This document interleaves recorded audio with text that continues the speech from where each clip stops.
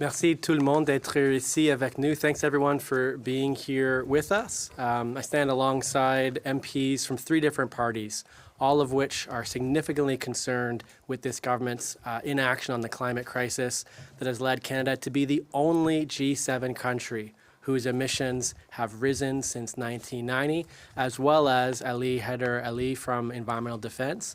Premièrement, on écoutera Monique Pauzé, le député de Repentigny de le Bloc québécois.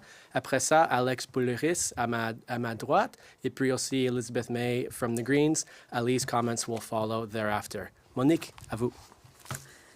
Merci. Alors, bonjour. Oui, je suis Monique Pauzé, députée de Repentigny et porte-parole du Bloc québécois en matière d'environnement. Ce pourquoi on est ici aujourd'hui, dans le fond, c'est pour souligner l'échec climatique du Canada, échec qui est répété année après année et qui est confirmé par le commissaire à l'environnement et qui nous explique pourquoi. Alors d'abord, se rappeler que le Canada, ce qu'il dit, c'est qu'il a réduit ses émissions de gaz à effet de serre de 7,1 % depuis 2005. Et la cible de 2030, c'est 40 à 45 % de réduction. Alors, il lui reste 6 ans pour faire la grande majorité des réductions. On s'entend que ce sera impossible. Alors, c'est un échec répété. Il y a 1 an, le commissaire avait dit à peu près la même chose. Alors, donc, il n'y a pas de nouveau. Si on regarde l'annonce de l'an passé, c'est un échec annoncé. L'an passé et cette année, c'est un échec annoncé encore.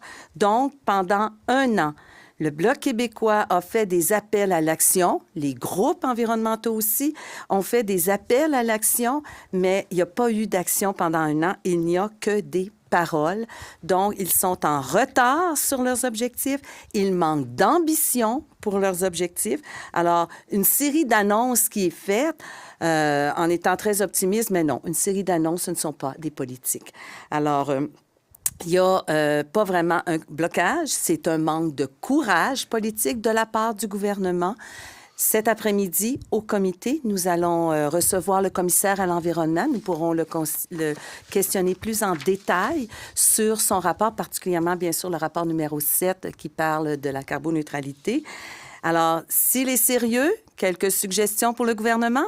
Alors, s'il est sérieux face à la crise climatique, le gouvernement doit exiger que les pétrolières et gazières réduisent leurs émissions de gaz à effet de serre avant 2030, alors que présentement, ils ne demandent aucune réduction avant 2030. Le gouvernement doit demander plus d'efforts de la part des pétrolières et gazières dont il se fait complice, alors qu'il exige moins de réduction de gaz à effet de serre de la part de l'industrie, comparativement à ce que doivent faire d'autres secteurs et les provinces et le Québec. Il doit cesser de donner des dizaines de milliards de dollars à l'industrie et abolir les généreuses subventions qu'il a mises en place pour la capture et la séquestration de carbone. Pas d'argent public. Alors, on arrête ça tout de suite. Et en plus de réglementer plus sévèrement les activités des entreprises pétrolières et gazières, le gouvernement devrait aussi réglementer les banques pour qu'elles cessent de financer les énergies fossiles. Il faut mettre en action la finance axée sur le climat. Nous venons de terminer une étude en ce sens-là au comité et il nous reste maintenant à recevoir le rapport.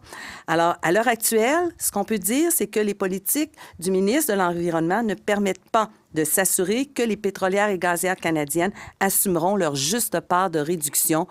On dirait qu'ils sont vraiment copains-copains. Alors, le gouvernement doit mettre en œuvre ses politiques pour avoir de réelles et rapides réductions de gaz à effet de serre qui contribuent à atteindre la réduction et les objectifs prévus pour 2030. Merci. Bonjour tout le monde. Alexandre Boulerice, chef adjoint du NPD, porte-parole adjoint en matière d'environnement et de changement climatique. Ça me fait plaisir d'être ici avec mes collègues de la Chambre des communes parce qu'on veut passer un message fort. On veut tirer la sonnette d'alarme. Il est minuit moins 5, puis le gouvernement libéral, puis le ministre de l'Environnement, Stephen Guilbeault, ne fait pas sa job. Puis il ne fait pas sa job, c'est prouvé dans le dernier rapport du commissaire à l'Environnement qui nous a fait réagir, et c'est pour ça qu'on est ici aujourd'hui, aussi avec Environmental Defense, pour passer le message, là, ça suffit. Ça suffit le niaisage, M. Guilbeault, parce que ça ne marche pas, votre plan. J'aime beaucoup les petits dessins, moi, dans la vie. Puis il y a des tableaux dans le rapport du commissaire qui sont assez clairs, merci. Ça, c'est les émissions de gaz à effet de serre du Canada depuis 1990. Puis vous voyez que la cible ici en bas, là, c'est ça qu'on doit atteindre pour atteindre notre cible en 2030. Regardez la courbe, là, c'est impossible. Ça ne marchera pas. Et c'est d'autant plus impossible que le ministre Guilbeault vient nous annoncer que le plafond d'émissions pour le secteur pétrolier puis gazier, il va devenir contraignant à partir de 2030. C'est une farce. C'est une vraie joke. OK? Puis on est le pire pays du G7. Ça, c'est l'autre graphique. Ça, ici, c'est le Canada. L'augmentation des émissions de gaz à effet de serre depuis 1990. On est le seul pays du G7 qui a augmenté ses émissions de gaz à effet de serre. Puis si on prend à partir de 2005, on est le pays qui a le pire bilan du G7. Je pense que ça parle. Puis ce qu'on dit au ministre Guilbeault, c'est arrêtez de niaiser, prenez ça au sérieux, prenez les mesures qu'il faut, arrêtez de subventionner les pétrolières, mettrez un vrai plafond sur l'émission du secteur pétrolier puis gazier, puis ça presse, parce que sinon, c'est notre avenir à tous, puis l'avenir de nos enfants puis de nos petits-enfants qui est en jeu. Sur ça, je cède la parole à Mme Elisabeth May, chef du Parti vert. Merci Alexandre et merci Monique. Nous avons le même message. Nous sommes ici en solidarité d'exiger que le gouvernement libéral enfin fait les choses nécessaires pour atteindre les cibles de Paris. Comme mes amis et mes collègues ont déjà dit, que la déclaration de le commissaire de l'environnement et au développement durable était claire avec les rapports, les études, les évaluations, qu'il est essentiel pour le Canada de produire plus d'énergie propre et d'améliorer l'efficacité électrique pour réduire les émissions de gaz à effet de serre. C'est clair que ce n'est pas possible d'atteindre les cibles de réduire le gaz à effet de serre et en même temps d'acheter un oléoduc, the Trans Mountain Pipeline, that we have now as Canadians bought and paid for an expansion over the rights of Indigenous people, threatening the ecosystems of the west coast of Canada, and wasted $34 billion on this climate-killing project. It's clear that right now, as the world meets in Baku in Azerbaijan, that this may be the cop that breaks all cops. But we know that here in Canada, we have the worst record. I wear a pin of 1.5 degrees. That's the goal of Paris, to hold to 1,5 degrees Celsius d'augmentation de réchauffement de la Terre. This is not a political target. This is a target that's required by atmospheric physics, atmospheric chemistry. We must live within the carbon budget of this planet, and when we exceed it, we don't just break political promises. We run the risk of the destruction of human civilization in the lifetimes of our own children. Ce n'est pas acceptable. Ce n'est pas seulement un échec en politique. C'est un échec moral. It's a criminal action of our generation in ignoring our own children. Et maintenant à Ali. Thank you, MP. Hello, folks. Good afternoon. My name is Aly Hyder Ali, Oil and Gas Program Manager with Environmental Defense. For those who don't know, a leading Canadian environmental advocacy organization that works to advance climate policy. Folks, climate change is here. It is a daily reality shaping the lives of Canadians across the country. Unnatural weather events are becoming more intense, more frequent, destroying homes and livelihoods while straining our public services and infrastructure. Basic needs are becoming more and more expensive as well. And yet, Canada's greenhouse gas emissions continue to remain high. The reason for that is the oil and gas industry, which now accounts for nearly a third of Canada's domestic emissions. This industry continues to pump out more pollution year after year and has effectively reduced any emissions reductions that other parts of the economy have made. Despite decades of no action from the industry, the pollution cap could have forced the oil and gas companies to finally take accountability for reducing their own mess. Unfortunately, the current design of the draft regulations fall short. The proposed emissions reduction target is much lower than Canada's 2030 target, which means, in simple terms, oil and gas companies would not be doing their fair share, and instead, the burden of reducing these emissions will fall to other parts of the economy. This cap also includes loopholes. Carbon offsets allow companies to not have to make reductions through their own operations. instead purchase offsets elsewhere. And many of these offset projects don't actually achieve permanent and verifiable emissions reductions. Similarly, with the decarbonization fund, as proposed, is a pay-to-pollute system, basically, which allows companies to not make meaningful changes. The proposed timeline is also deeply concerning. As it stands, oil and gas companies would not have to make meaningful pollution reductions until 2030 to 2032, basically allowing these companies to continue polluting without accountability and not have to contribute to Canada's 2030 targets. Now, how can Canada meet its 2030 targets without addressing the largest source of pollution in this country? The answer is simple: we cannot. Canada has already fallen behind its G7 peers when it comes to reducing pollution. And unless significant improvements are made to this pollution cap, we risk falling behind even further. The pollution cap is critical, yes, but it has to reflect the urgency of the climate crisis. There is no more time for delay. The federal government has to step up, strengthen the cap, and have it in place immediately. We need ambitious targets, no loopholes, and immediate action. And we need to get it right for our health, our future, and our economy. Thank you. Well, thank you, Aly, for your tremendous advocacy and that of the Environmental Defense team when it comes to oil and gas subsidies, when it comes to public transit, time and again. I really appreciate the work of Environmental Defense. For my part, Mike Morrice, MP for Kitchener Centre. I just want to say thank you to my colleagues, to Elizabeth, Monique, and Alex aussi. This place is really designed to have MPs undercutting one another, and I appreciate all three of you for coming together this morning when we have some common cause, when there's actually at times much that we agree on, specifically when it comes to protecting the future of our children, of future generations, and calling for the climate action that we need. With that, all four MPs, as well as Aly from Environmental Defense, are open to questions in both English and French.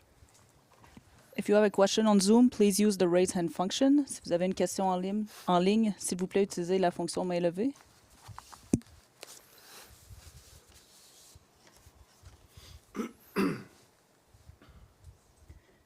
David Thornton, please go ahead. Hi, apologies I can't be there in person. So, I guess help me understand what needs to change from the government's perspective when it comes to making sure that we can achieve our targets, because it seems like if you look at the modeling, if you even look at what the Environment Commissioner is saying in the report, emissions are heading the right direction, just not down. Yeah, thank you for the question, David. Maybe we'll have one from each party offer a reflection on what needs to change in order to get us on track for what the Commissioner has been calling for. Maybe we'll start with Alex, then to Monique and Elizabeth. Yeah, thanks for the question. Maybe we are going to repeat a lot of same solutions, but the first thing that we have to stop subsidies, to give subsidies to oil and gas companies, and we need to make a clear change. We also, the NDP, wants to see tax on the excess profit of those big companies. This is something that we can use to reinvest in clean and renewable energy and creating a good job. So I'm going to stop there. We talk about the cap of emissions for the sector, but those are the three things I would say, those would be a good start. Thanks. Alors, effectivement, on va dire des choses semblables. Moi, rapidement, c'est agissez puis arrêtez de parler. Parce que pour l'instant, ce n'est que du verbillage. Depuis plus d'1 an, le commissaire avait dit, en fait, à peu près le même rapport il y a 1 an. Tout le monde est intervenu auprès du gouvernement et ça n'a rien changé. Donc, commencez donc par agir puis arrêtez de parler. Ensuite, je reviendrai aussi sur les subventions.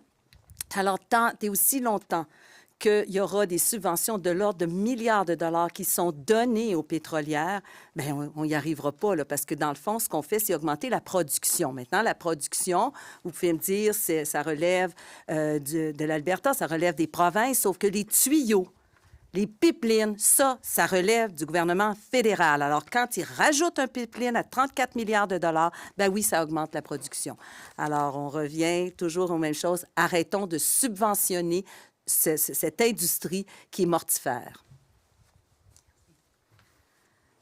Je pense que la première chose vraiment, c'est de faire face à cette crise de changement climatique comme qu'est-ce qu'il est vraiment la plus grande menace à l'humanité, sauf que les armes nucléaires. So look, it's the first thing to do, David, and thank you for your question. I want to say the one thing that the Liberal government seems to have done, and on the evidence and on the Environment Commissioner's report, for the first time, a government policy is actually reducing emissions a tiny bit. So we're 7.1% less than our 2005 emissions because of carbon pricing. So don't for any reason, because of political pressure or rhyming slogans, give up the one thing that is reducing emissions. At the same time that 7.1% below 2005 is better than continuing to grow our emissions, we have a legally binding target to reduce emissions by 40 to 45% below 2005 emissions and to do it by 2030, and that target is weak. To stay to below 2 degrees Celsius global average temperature increase, to try to hold to 1.5 degrees global average temperature increase, that means one thing: stop burning fossil fuels. And for a country that has a lot of exports in fossil fuels, this is not going to be easy. Don't want to pretend it's going to be easy. But Canada has to take our responsibility as one of the world's biggest polluters that we are going to announce when we plan to move off fossil fuels, how we plan to do it on a phased schedule that isn't negotiable.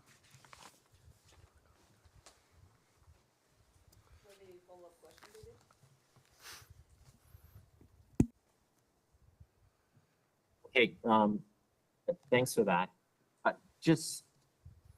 The government, of course, is going to be announcing its new 2035 target sometime soon, before the end of this year. I'm wondering if each of the parties has, I guess, submitted its suggestions on what our new 2035 target should be. If I could get clarity from each of the parties, that would be very helpful. And I see environmental defense is there.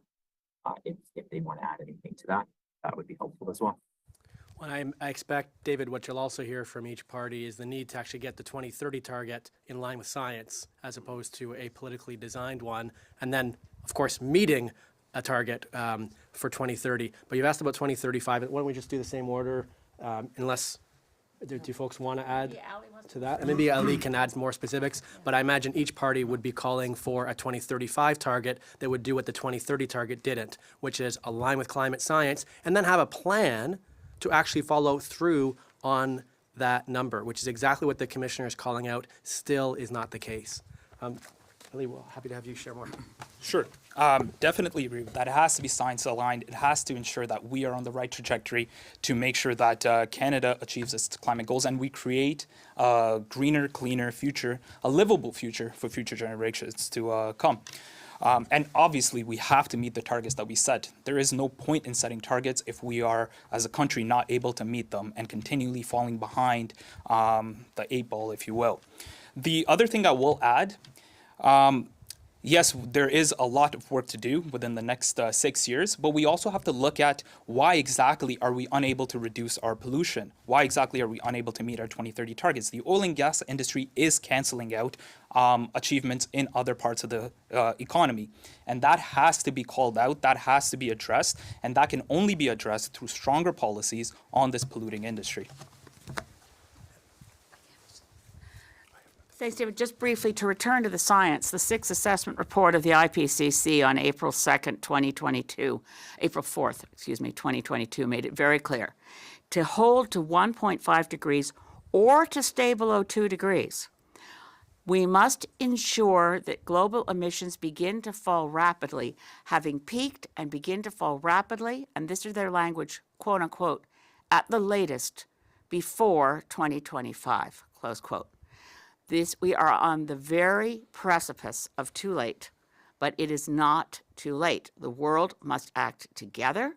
We have alternatives, goodness knows. So the price of solar power has dropped so rapidly that it's now delivering electricity cheaper than coal. All around the world, we pledged last year at the COP in Dubai to triple renewable energy by 2030. Where's Canada on that? Where are we on an electricity grid that works east, west, and north, south? There are things we can do that build a healthy economy for Canadians and actually reduce emissions. But while the government tries, the Liberals try to appease whoever's Premier of Alberta, whether it's Rachel Notley or Daniel Smith, if you keep trying to appease all provincial capitals and don't bring people to the table to say, how do we do this together? We want fair burden sharing. How do we do it? But when you pretend you can keep throwing billions of dollars at fossil fuels and think you're going to reach your targets to reduce emissions, you're living in cuckoo for Cocoa Puffs land.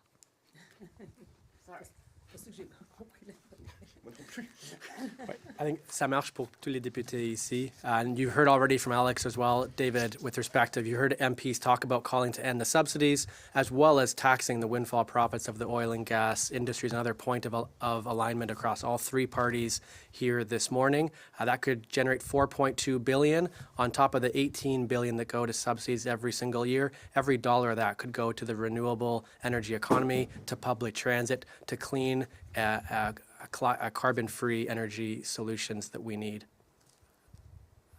Hi, Mike Morrice with the Canadian Press. I'm just curious on what the parties' positions are with regards to the proposed emissions cap regulations on oil and gas producers, just because I don't think that was reflected in the Commissioner's report, because it's obviously announced, I think, a couple days before the report came out.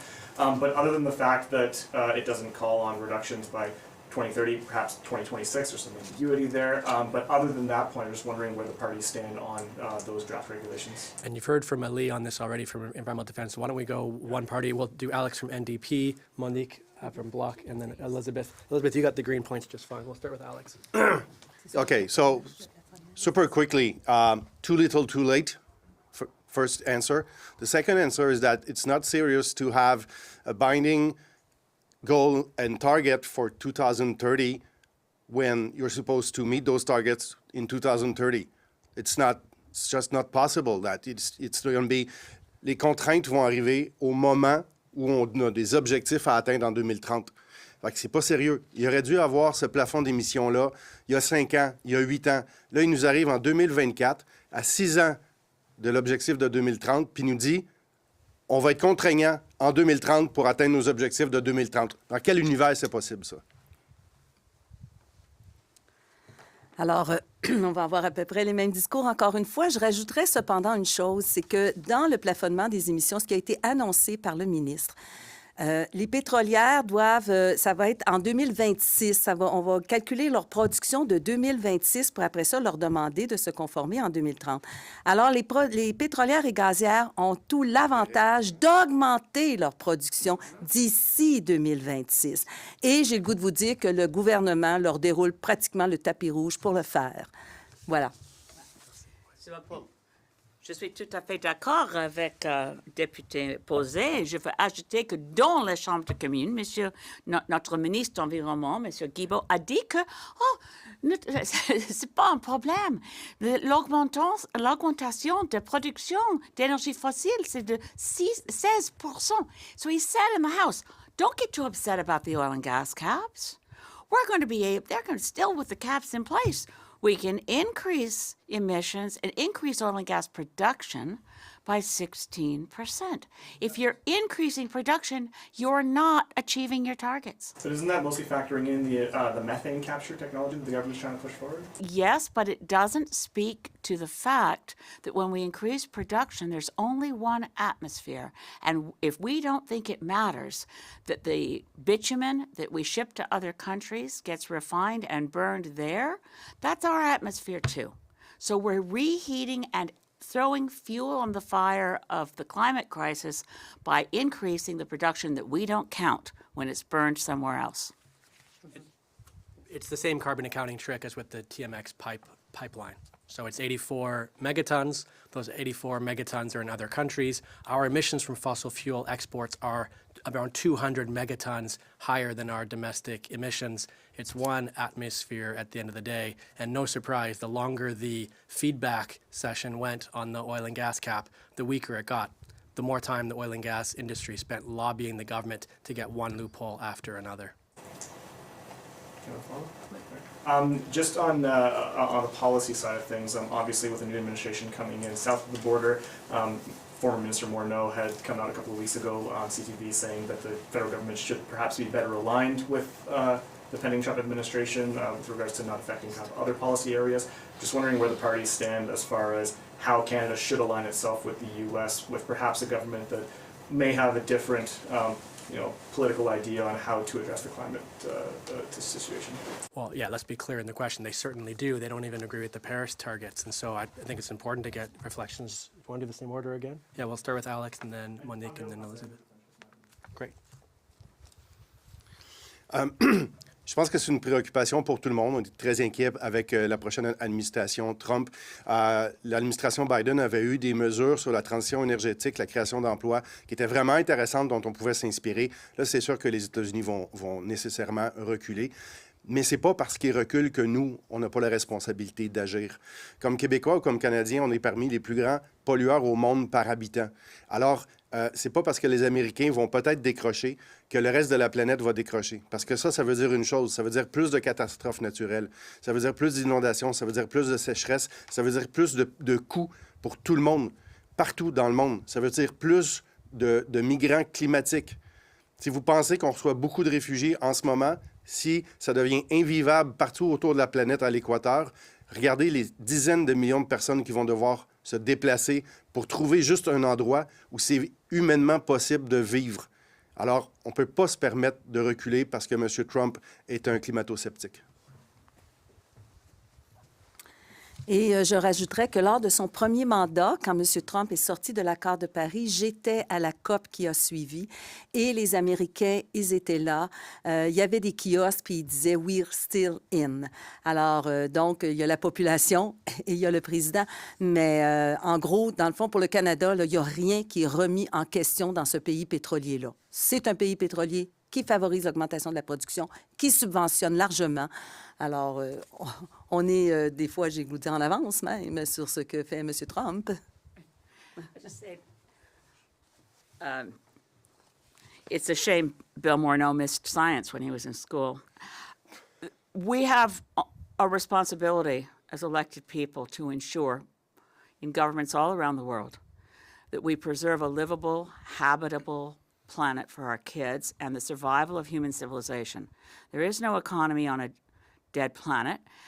And this isn't doom and gloom stuff. We know what the science is telling us. We still have time to avoid the very worst. Mais c'est la vérité qu'après 4 ans de M. Trump comme président des États-Unis, les États-Unis restent avec un meilleur bilan climatique que nous. So we know that the actions of state governments in the U.S., California isn't going to be retreating in action. People in California can't get house insurance against fires. People in Canada are going to be worried, what are we going to do when we can't get insurance companies to give us flood insurance? I come from a province where 619 people died in 4 days in the summer of 2021 from a heat dome event. This is not something that can be pushed aside because it's difficult politically. And sure, I sympathize with people in any government around the world trying to figure out right now, how do we work with the U.S. to get climate action?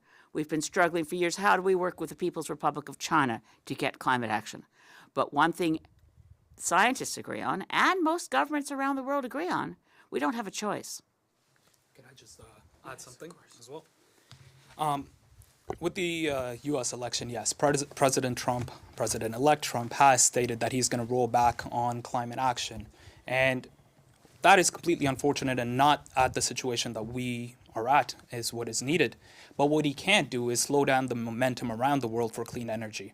Solar, wind, those prices are still going down. Countries are still transitioning away from fossil fuels and moving towards clean energy. And that's just a fact of life. So he can either keep U.S. and get them out of the race, which is unfortunate and not what's needed. We need leadership from the U.S. as well.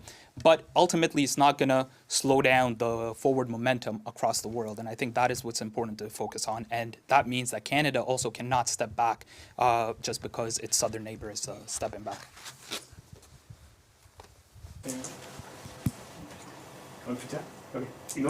Just specific? Okay. Ms. May, I just have a question for you actually specifically. And granted, it's been a while since I looked at the poll, but I'm told that if you look at how polling issues among Canadians has kind of transitioned over the last 4 years or so, specifically with regard to climate and particularly among millennials, that really drove kind of the issues in the last election. And you see kind of how it's kind of tapered off in favor of affordability over the last couple of years. Do you think there's still the political will among Canadians across the country to tackle this when you look at other issues that are ongoing across the country? I absolutely do. I speak in fora all across the country, gatherings of citizens who are not gathered because they're Greens or whatever, but just what I find is just below the surface a level of anxiety that's real. People are experiencing in real life the deaths of friends and neighbors, floods, extreme fire events, extreme weather events, Hurricane Fiona. There are times and places that are in the daily paper, and the trauma of those events doesn't end when those papers end up in the recycling bin. It's a daily event across the country that people are traumatized by climate events, and they know it's connected to burning fossil fuels. So I think that the polling, if you connect the dots, what drives up increased prices for food?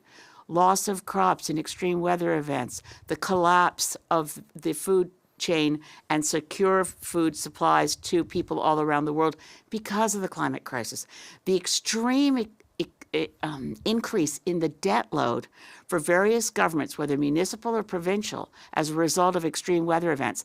This is not something that goes away.